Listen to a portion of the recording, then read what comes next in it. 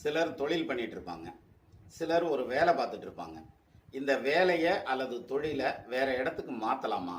அதுலேயும் குறிப்பாக தொழில் பண்ணுறவங்களாம் ரொம்ப பயப்படுவாங்க. வேற இடத்துக்கு மாற்றினா இந்த வியாபாரம் போயிருமோ, அல்லது இந்த வேலையை விட்டுட்டு போயிட்டா இதை விட கம்மியான வேலை கிடைச்சா என்ன செய்யறது, அல்லது வேலை கிடைக்காம போயிட்டா என்ன பண்ணுறது அப்படிங்கிற பயம் இருக்கும்.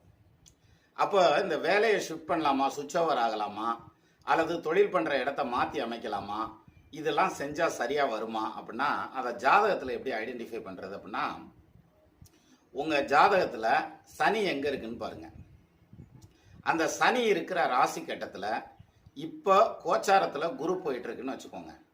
நீங்கள் ஊக்கமாக மாற்றுங்க, ரொம்ப பிரமாதமாக வரும். எது வேலையை மாற்றினாலும் சரி, அல்லது தொழில் பண்ணுற இடத்த மாற்றினாலும் சரி, அல்லது புது தொழில் பண்ணாலும் சரி, அல்லது வேலையை விட்டுட்டு தொழில் பண்ணுறேன்னு போனாலும் சரி, இந்த மாதிரியான டைமில் மாற்றினீங்கன்னா ரொம்ப யோகமாக மாறும்.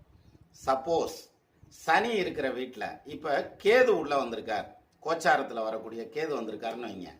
இப்போ போய் தொழிலை தொட்டிங்கன்னு வைங்களேன், கரண்ட் கம்பியை பிடிச்ச மாதிரி ஆகி போயிடும். அப்போது இந்த மாதிரி டைமில் இதை தொடக்கூடாது. இதுதான் சார் இதில் லாஜிக். இது ரொம்ப சிம்பிளான லாஜிக். பட் இதுக்கு உங்களுடைய தசாபுத்தி அதெல்லாம் மிச்ச விஷயங்கள்லாம் ஒத்து போகுதாங்கிறத செக் பண்ணால் சரி.